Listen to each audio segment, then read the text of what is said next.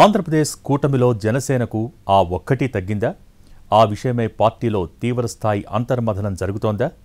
సైనికులు సమస్యే లేదని అంటుంటే సేనాని సముదాయిస్తున్నారా? ఏ విషయంలో అంతలా ఫీల్ అయిపోతున్నారు జనసేన నాయకులు?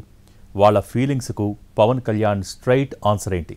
అసలు పార్టీలో ఏం జరుగుతోంది? ఆంధ్రప్రదేశ్ రాజకీయాల్లో మూడో బలమైన రాజకీయ శక్తిగా ఉన్న జనసేన ఇప్పుడు తీవ్ర అంతర్మథనంలో ఉన్నట్టు కనిపిస్తుందంటున్నారు పరిశీలకులు. పైకి ఆల్ ఈజ్ వెల్ అన్నట్టు ఉన్నా లోపల మంట రగులుతున్నట్టు అంచనా వేస్తున్నారు.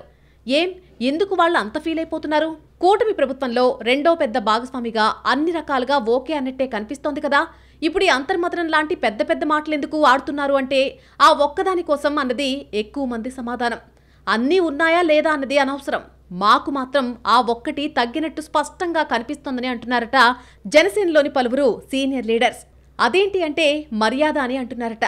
మిత్రపక్షంగా ప్రభుత్వంలో భాగస్వామిగా తమకు ఉండాల్సిన స్థాయిలో గౌరవ మర్యాదలు దక్కడలేదన్న చర్చ జనసేనలో అంతర్గతంగా జరుగుతున్నట్టు చెప్పుకుంటున్నారు. పార్టీ లీడర్స్ చాలా మందిలో ఈ ఆవేదన స్పష్టంగా కనిపిస్తుంది అన్నది ఆ చర్చల సారాంశం. ఈ విషయంలో ఏదో ఒక క్లారిటీకి రాకపోతే తేలిపోతామన్న ఆత్మ పరిశీలన గ్లాస్ పార్టీలో మొదలైనట్టుగా తెలుస్తోంది. పేరుకు కూటమి సర్కారైనా టీడీపీ ఆధిపత్యం పెరిగిపోతోందని, మనం నిమిత్త మాత్రం అయిపోతున్నామన్న భావనతో జనసేన నేతల్లో ఆ భావన చాలా ఎక్కువగా పెరిగిపోతున్నట్టు చెబుతున్నారు. ఇదే విషయాన్ని కొందరు నాయకులు పార్టీ అధ్యక్షుడు పవన్ కళ్యాణ్ దగ్గర ప్రస్తావించినట్టు సమాచారం. అందుకు ఆయన రియాక్షన్ కూడా డిఫరెంట్గా ఉన్నట్టు తెలుస్తోంది. ముందు మనం బలపడాలి, మన అవసరం అవతలి వాళ్లకు ఉండేలా చూసుకోవాలి. అప్పుడు అడగకుండానే అన్నీ పరిగెత్తుకుంటూ వస్తాయి.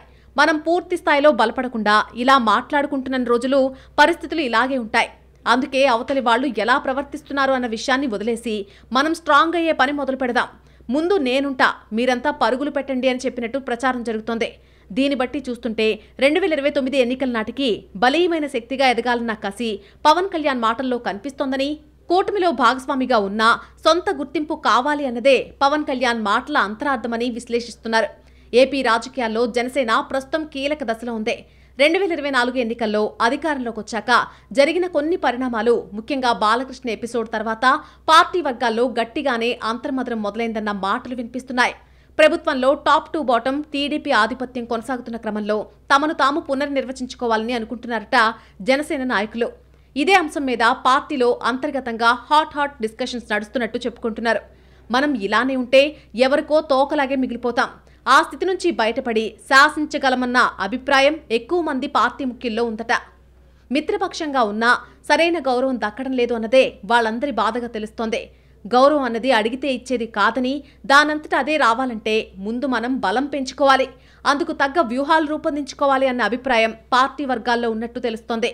అందులో భాగంగానే గెలిచాక ఇప్పటిదాకా లేని విధంగా ఇక నుంచి స్పీడ్ పెంచాలనుకుంటున్నట్టు సమాచారం. అందుకోసమే కెప్టెన్గా పవన్ సిద్ధమయ్యారు. ఇక టీం మెంబర్స్ బీ రెడీ అంటూ జనసేన కేంద్ర కార్యాలయం నుంచి పార్టీ శ్రేణులకు సందేశం వెళ్లిందట. ఒకవైపు రాష్ట్ర ప్రయోజనాలు దెబ్బతినకుండానే మరొక వైపు రాజకీయ స్థిరత్వం కోసం మారుతున్న సమీకరణాలను గమనిస్తూ అడుగు ముందుకేయాలని అనుకుంటున్నట్టు సమాచారం.